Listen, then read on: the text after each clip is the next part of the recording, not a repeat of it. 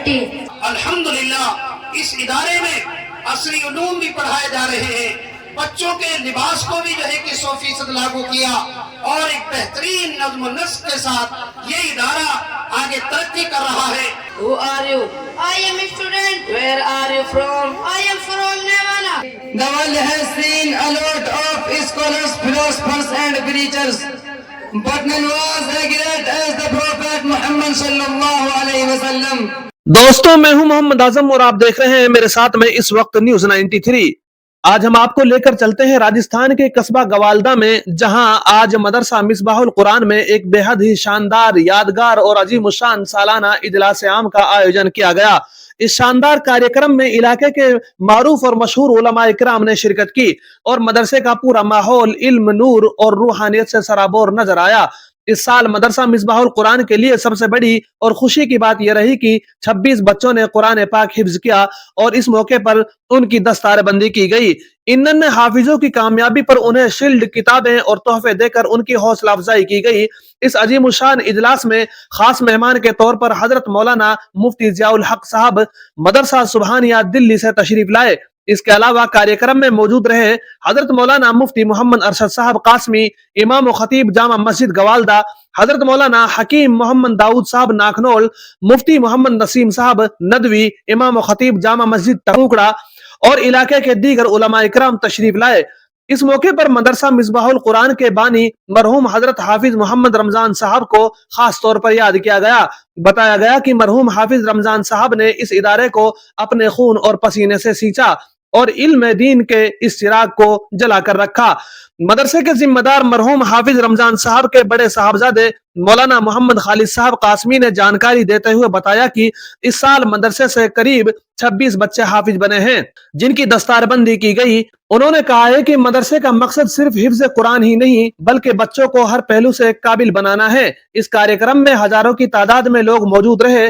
لوگوں نے مدرسے کے استادوں اور چھاتروں کی محنت کو دل کھول کر سراہا۔ سب سے خاص اور حیران کرنے والی بات یہ رہی کہ مدرسہ مصباح القرآن میں عربی اور اردو کے ساتھ ساتھ ہندی اور انگریزی کی بھی پڑھائی کرائی جاتی ہے۔ کاریہ کے دوران مدرسے کے چھاتروں نے اردو کی جگہ فراٹے دار انگریزی میں تقریریں پیش کی، یہاں تک کہ سوال و جواب کا پورا سطر بھی انگریزی میں کیا گیا۔ چھوٹے چھوٹے بچوں کو اتنی شاندار انگریزی بولتے دیکھ کر موجودہ لوگوں نے مدرسے کے ذمہ داروں کی خوب تعریف کی اور کہا کہ آج کے دور میں ایسی تعلیم وقت کی سب سے بڑی ضرورت ہے۔ یہ اجلاس عام صرف ایک کاریہ ہی نہیں بلکہ یہ پیغام تھا کہ مدرسے آج بھی دین اور دنیا دونوں کی تعلیم دینے میں اہم بھومکا نبھا رہے ہیں۔ دوستوں میں ہوں محمد اعظم اور آپ دیکھ رہے ہیں میرے ساتھ میں اس وقت news 93۔ Hijab in Islam. Allah says in the Holy Quran, وَقَرْنَ فِي بُيُوتِكُنَّ وَلَا تَبَرَّجْنَ تَبَرُّجَ الْجَاهِلِيَّةِ الْأُولَى. Connected with that of marriage and Islamic system.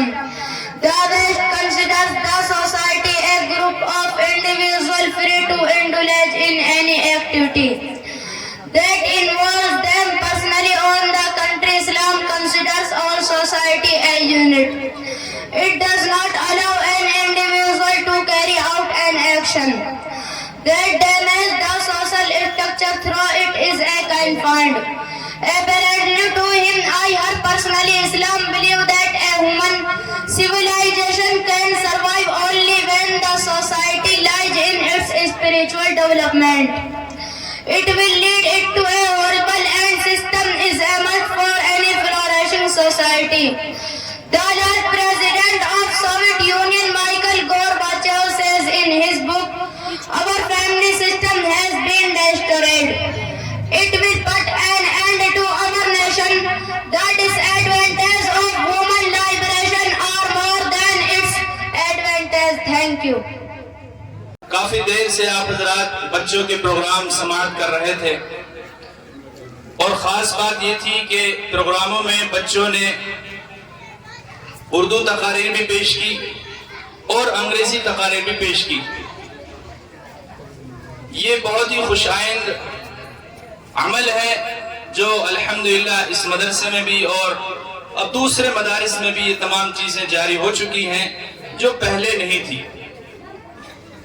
دیر سے صحیح لیکن ان چیزوں کی بہت ہی زیادہ ضرورت ہے کہ آج دنیا میں جو زبان علم کی زبان ہے، سائنس کی زبان ہے، ٹیکنالوجی کی زبان ہے، وہ زبان اگر مدارس میں بھی اگر پڑھائی جاتی ہے، بلوائی جاتی ہے، اس کے ایکسپرٹ تیار کیے جاتے ہیں، تو میں یہ دعوے کے ساتھ کہتا ہوں کہ مدارس والوں کو جو احساس کمتری لاحق ہوتا ہے وہ کبھی بھی کسی بھی میدان میں ان کو یہ احساس کمتری نہیں ہو سکتی۔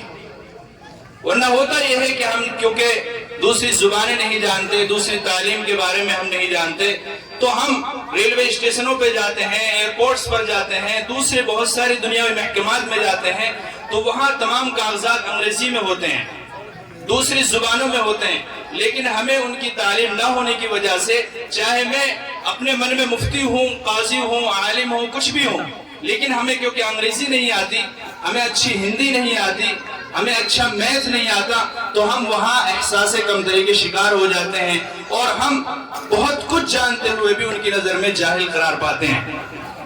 تو اس لیے ہمیں ایسے مدارس کی قدر کرنی چاہیے اور ان کو اہمیت دینی چاہیے اور ہر ممکن ان کا تعاون کرنا چاہیے۔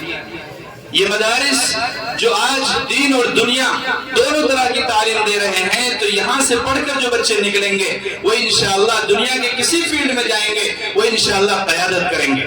ان بچوں کی جو تقاریر آپ حضرات نے سنی ہیں وہ شاندار اور جاندار لاجواب انداز میں آپ کے سامنے تقریر پیش کی ہیں کہ اگر ان کو کسی ایسے مجمع میں ان کو کھڑا کر دیا جائے کہ جو مجمع سویا ہوا ہو، بجھا ہوا ہو، مایوس ہو، یا ان کے قلوب کو منور کرنے کے لیے، ان کی بجھی ہوئی چنگاری کو جگانے کے لیے ان بچوں کے چند الفاظ کافی ہیں، اور ان تقاریر کا یہی مقصد ہوتا ہے تاکہ تھوڑے وقت میں اچھوتے انداز میں، لاجواب انداز میں، مسحور کن انداز میں اپنی بات کو پیش کیا جا سکے اور مؤثر انداز میں لوگوں کے دلوں پر اثر کر سکے۔